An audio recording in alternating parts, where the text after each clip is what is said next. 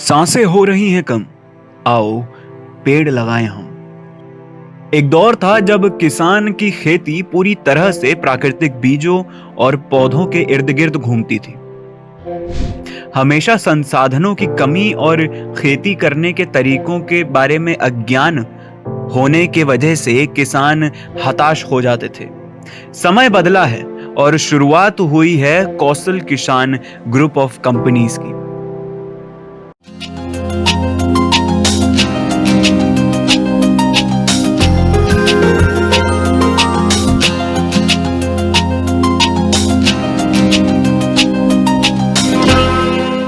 कम समय और कम पैसे में ज्यादा कमाई का सपना हर किसी का होता है, मगर प्रदेश के किसानों की बात करें तो पहली नजर में ऐसा मुश्किल ही नजर आता है।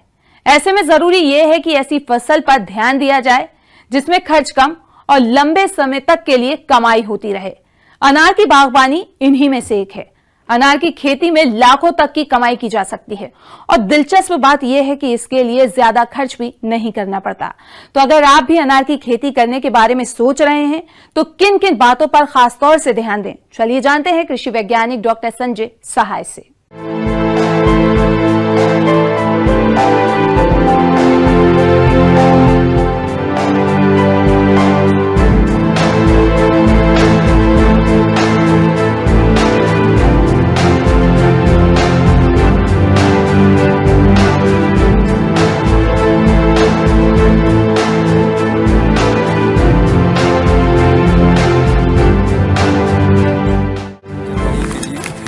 लेकिन ये ध्यान में रखते हुए कि ड्राई यानी कि शुष्क क्लाइमेट होनी चाहिए और हॉट रहनी चाहिए। इसके लिए मिट्टी का जहाँ तक सवाल है, दोमट मिट्टी बहुत उपयुक्त है।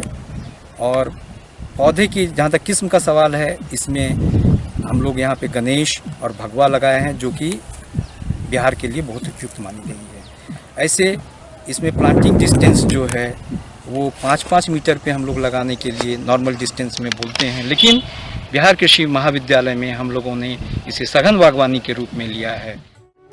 अनार का पौधा 3-4 साल में एक पेड़ बनकर फल देने लगता है और एक पेड़ करीब 25 वर्ष तक फल देता है। साथ ही अब तक के अनुसंधान के मुताबिक प्रति हेक्टेयर उत्पादकता बढ़ाने के लिए अगर 2 पौधों के बीच की दूरी को कम कर दिया जाए तो प्रति पेड़ पैदावार पर कोई असर नहीं पड़ता है। हालांकि ज्यादा पेड़ होने से प्रति हेक्टेयर उत्पादन करीब 1.5 गुना हो जाता है। परंपरागत तरीके से अनार के पौधों की रोपाई करने पर 1 हेक्टेयर में लगभग 400 पौधे ही लग पाते हैं, जबकि नए अनुसंधान के अनुसार 3 गुना 3 मीटर की दूरी पर अनार के पौधों की रोपाई की जाए तो 1 हेक्टेयर में 1100 पौधे लगने से पैदावार 2 से 3 गुना तक बढ़ जाएगी। बरसात पे भी ये ख़राब नहीं होता है। ऐसा नहीं कि बहुत ज़्यादा पानी पड़ेगा तो अनार ख़राब हो जाएगा, वैसी इसकी संभावनाएं नहीं रहती है।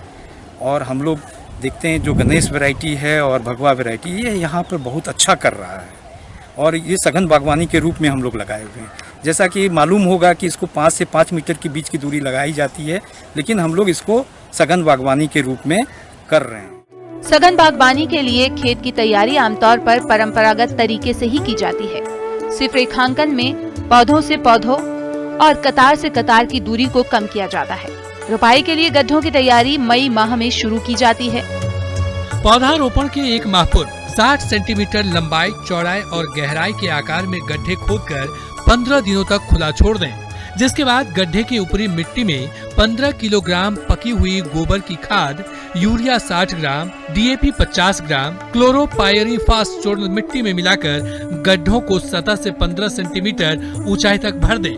गड्ढे भरने के बाद सिंचाई करें ताकि मिट्टी अच्छी तरह से जम जाए। इसके बाद पौधों का रोपण करें और रोपण तुरंत बाद सिंचाई करना नहीं भूलें। ड्रिप सिंचाई अनार के लिए उपयोगी साबित हुई है। इसमें 43% पानी की बचत एवं 30 से 35% उपज में वृद्धि पाई गई है। ड्रिप द्वारा सिंचाई विभिन्न मौसम में उसकी आवश्यकता के अनुसार करनी चाहिए। जैसा कि आप लोग देख रहे होंगे, सबसे पहले हम लोग को ये सोचना है कि इसकी हाइट कितनी रखनी है। इसकी हाइट करीब करीब 6 से 7 फीट तक रख कर उसकी कटाई छटाई कर देनी चाहिए। और मेन स्टेम जो कि आप देख रहे होंगे कि 2 या 3 हम लोग लिए हुए हैं, ये इसके लिए बहुत उपयुक्त माना गया है। और कटाई छटाई और मेन स्टेम 2 से ज़्यादा नहीं रखनी है। अगर मेन स्टेम्स के नीचे छोटे छोटे कल्ले आ जाएं तो उसको हटा देना है, और जो कल्ले बहुत तेज़ी से भाग रहे हों यानी कि वो हम लोगों के लिए उपयुक्त नहीं है, उसको भी कटाई छटाई करके हटा देनी चाहिए। जैसा कि अनार में आपको मालूम होगा कि अमरूद के जैसा ही इसमें 3 फूल होते हैं, 3 बार फूल लगते हैं, लेकिन इस क्लाइमेट में 2 बार फूल आते हैं, एक अम्बे बहार और एक जून जुलाई में जो कि मृग बहार कहते हैं, वो 2 फूल आते हैं। और आपको ये देखना है कि कौन सा फल हमारे लिए सबसे उपयुक्त है। तो आप जानते ही होंगे कि बरसात वाले फल में बहुत सारे कीड़े मकोड़े और क्वालिटी भी उसकी बहुत अच्छी नहीं होती है, लेकिन जो जाड़े का मौसम का फल है वो हमारे लिए सबसे उपयुक्त है। यानी कि मृग बहार जो कि जून जुलाई में फूल हो, उसको हमको प्रोत्साहित करनी चाहिए। और जो फरवरी के आसपास जो फ्लावरिंग होता है यानी कि अम्बे बहार वाला फ्लावर को हमको डिस्करेज करना चाहिए, उसको नहीं लेना चाहिए, क्योंकि हमको क्वालिटी नहीं आएगा, जिसके कारण मार्केट प्राइस भी नहीं मिलता है। कोशिश यही करनी चाहिए कि हम लोग जाड़े का फल लें, और एक पौधे पर करीब करीब आपको 50 से 200 के आसपास फल मिलते हैं। और आपको ये भी ध्यान रखनी होगी कि इसमें फटने की बीमारी बहुत ज़्यादा आती है।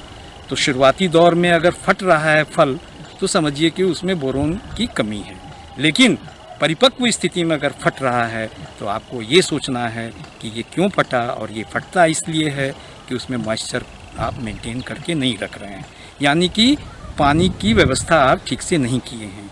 इसलिए इसमें पानी जैसे ही फल पकड़ने लगे पानी की व्यवस्था करनी चाहिए, और गर्मी के दिन में कम से कम 1 हफ्ते में 2 बार पानी की आवश्यकता होती है, और जाड़े में 1 बार भी देंगे तो आपका काम चल जाएगा। सबसे बड़ा विशेषता इसका ये है कि इसमें करीब करीब 50 से 200 अनार एक पौधे में आप ले सकते हैं, अगर इसकी सुरक्षा सही ढंग से की जाए तो। अगर आप इसकी कटाई छटाई नहीं करेंगे, ठीक से इसका रोगोपचार नहीं करेंगे, तो फिर ये 50 से 200 की आसपास नहीं दे सकेगा, और इसकी क्वालिटी भी खराब हो। किसी भी सुझाव या सहायता के लिए कौशल किसान ग्रुप 24 घंटे 7 दिन तत्पर है। आप हमारे टोल फ्री नंबर 1800-1236-246 पे कभी भी कॉल करके किसी भी प्रकार की जानकारी पा सकते हैं। अधिक जानकारी के लिए विजिट कीजिए www.kaushalkisangroup.com। फसल आपकी, जिम्मेदारी हमारी।